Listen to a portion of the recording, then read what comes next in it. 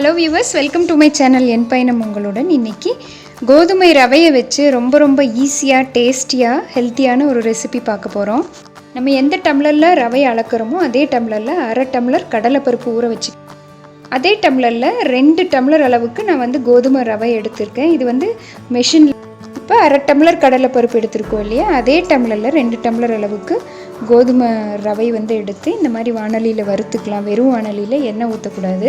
இது லைட்டாக வறுக்கும் போது நமக்கு வாசம் வரும். அந்த டைம் அடுப்பு ஆஃப் பண்ணிவிட்டு இதையே மிக்ஸி ஜாருக்கு மாற்றி அரைச்சி எடுத்துக்கலாம்.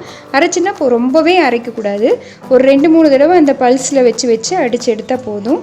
இதுக்கு மெஷினில் அரைச்சதுங்கிறதுனால கொஞ்சம் பெருசாக இருக்கும். கடையில் வாங்குறது ரொம்பவே சிறுசாக இருக்கும்.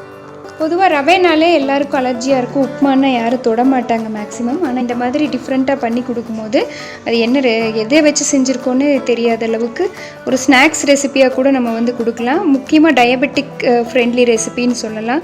ரொம்ப ஹெல்த்தியானது. ஸோ இந்த மாதிரி அடித்து எடுத்துக்கிறேன்.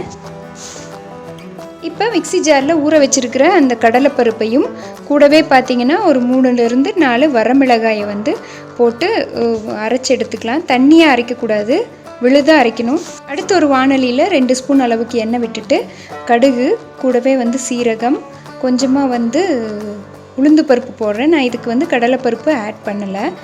ஏற்கனவே அதில் ஊற வச்சு போட்டிருக்கனால இதில் ஆட் பண்ணலை. கொஞ்சமாக பெருங்காயத்தூள் போட்டுக்கலாம். அதே மாதிரி இஞ்சி, ஒரு சின்ன துண்டு இஞ்சி அப்படியே செரவி போட்டுக்கலாம். செரவி போடும்போது வாயில் சிக்காது, அப்படியே நம்ம சாப்பிட்டுக்கலாம். ஸோ கருவேப்பிலை போட்டாச்சு, பெருங்காயம் எல்லாம் போட்டு இஞ்சியை அப்படியே துருவி விட்டாச்சு. இது எல்லாமே வணக்கிட்டு அதுக்கப்புறமா வெங்காயம் தேவைப்பட்டால் நீங்கள் சேர்த்துலாம். ஆனால் எப்போவுமே வெங்காயம் பச்சை மிளகாலாம் போடும்போது அது யூஷுவல் டேஸ்ட்டாக ஆகிடும். அதனால் நான் ஆட் பண்ணல. இப்போ அரைச்சி வச்சுருக்கிற அந்த கடலைப்பருப்பு வரமிளகாய் விழுதை ஆட் பண்ணி அதை ஒரு 2 நிமிஷம் வணக்கிக்கலாம், பச்சை வாசம் போகிறதுக்காக. அடுத்து 1 டம்ளர் ரவைக்கு 1.5 டம்ளர் தண்ணி அளவுக்கு கணக்கெடுத்து நான் விடுறேன். அந்த மிக்ஸி ஜாரில் கழுவி அந்த தண்ணி இது கூட சேர்த்திட்டேன். ஸோ 2 டம்ளர் ரவை எடுத்துருக்கிறதுனால நான் கிட்டத்தட்ட 3 டம்ளர் அளவுக்கு தண்ணி ஆட் பண்ணியாச்சு. இது கொதித்து வர்ற சமயம் கொஞ்சமாக உப்பு சேர்த்திக்கலாம். நல்லா கொதித்து வரும்போது நம்ம எடுத்து வச்சுருக்கோம் இல்லைங்களா, ரவை வறுத்து மிக்சியில் ஓட்டி எடுத்து வச்சுருக்கிற அந்த ரவையை இது கூட சேர்த்திக்கணும்.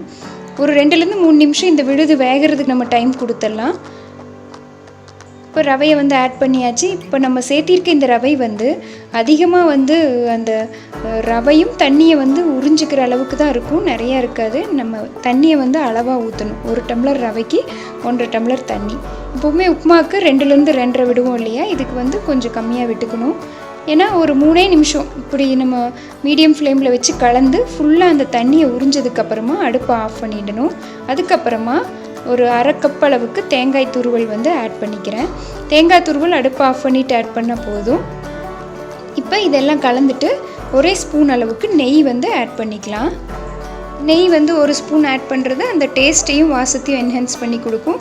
இப்போ அப்படியே கலந்து இட்லி பாத்திரத்தில் வேக வச்சுக்கலாம். இட்லி பாத்திரத்தில் லைட்டாக எண்ணெய் தடவிட்டு இந்த மாதிரி குட்டி குட்டி உருண்டையாக பிடிக்கலாம். இல்லைன்னா ஆஸ் யூஷுவல் நம்ம கொலக்கட்டைக்கு பிடிக்கிற அந்த கொலக்கட்டையோட அந்த இது மாதிரி கூட பிடிச்சி வைக்கலாம். ஸோ சிறுசாக இருந்ததுன்னா சீக்கிரமாக குக் ஆகிடும். டேஸ்ட்டாக இருக்கனால குழந்தைங்க விரும்பி சாப்பிடுவாங்க. முக்கியமாக உப்புமா ரவை பிடிக்காதுங்கிறவங்களுக்கு இந்த மாதிரி டிஃப்ரெண்ட்டாக ட்ரை பண்ணலாம். இட்லி பாத்திரத்தில் தண்ணி கொதித்ததும் இந்த மாதிரி ஒரு தட்டு மட்டும் வச்சு வேக வச்சு எடுத்துக்கலாம். 2 தட்டு வச்சோம்னா வேர்த்து கீழே இருக்க தட்டில் இருக்க எல்லாமே ஸ்பாயில் ஆகிடும். ஃபஸ்ட் ரவுண்ட் ஒரு 3-4 நிமிஷத்தில் அழகாக வெந்துடுச்சு. ஒரு குச்சியை அதில் டூத் பிக்கை விட்டு எடுத்தப்போ அது ஒட்டாமல் நமக்கே தெரியும், அந்த வாசம் நல்லா வரும். ஸோ ஃபஸ்ட்டு இதை எடுத்துகிட்டு 2வது செட்டையும் நான் இதில் வச்சு வேக வச்சுக்கிறேன். அவ்வளோதான், சூப்பராக சுட சுட ஹெல்த்தியான டேஸ்ட்டான கோதுமை ரவையை வச்சு ஒரு டிஷ் ரெடி ஆகிடுச்சு. இதுக்கு தொட்டுக்கிறதுக்கு தேங்காய் சட்னி மட்டும் இருந்தால் போதும். தேவைப்பட்டால் கார சட்னி அந்த மாதிரி, இல்லை வெங்காய சட்னியும் நம்ம எடுத்துக்கலாம். ஸோ இதை ஈவினிங் ஸ்நாக்ஸாகவும் நம்ம செய்யலாம். பிரேக்ஃபாஸ்ட், டின்னர் எல்லாத்துக்குமே ரொம்ப சிம்பிளாக ஈஸியாக செய்யக்கூடிய ரெசிப்பியாக இருக்கும். புதுசாக இல்லைனாலும் நம்ம இருக்க ரெசிப்பியை டிஃப்ரெண்ட்டாக ட்ரை பண்ணுறோம். முக்கியமாக குழந்தைங்களுக்கும் பெரியவங்களுக்கும் ரொம்ப ஆரோக்கியமான ஒரு ரெசிபி. கொஞ்சம் நேரமாக எடுக்கும். ஆஸ் யூஷுவல் நம்ம சாப்பிட்ற உப்புமாவை விட இது கொஞ்சம் டிஃப்ரெண்ட்டாக இருக்கும். இந்த கோதுமை ரவை கொலக்கட்டை நீங்களும் ட்ரை பண்ணி பாருங்கள். முக்கியமாக டயபெட்டிக் ஃப்ரெண்ட்லி ரெசிபிங்கிறதுனால வயசானவங்களுக்கு, டயட்டில் இருக்கவங்களுக்கு இது ரொம்பவே ஹெல்ப்ஃபுல்லான ஒரு ரெசிபியாக இருக்கும்னு நினைக்கிறேன். இதே மாதிரி இன்னொரு இன்ட்ரெஸ்டிங் வீடியோவில் உங்களை மீட் பண்ணுறேன். தேங்க்யூ ஃபார் வாட்சிங்.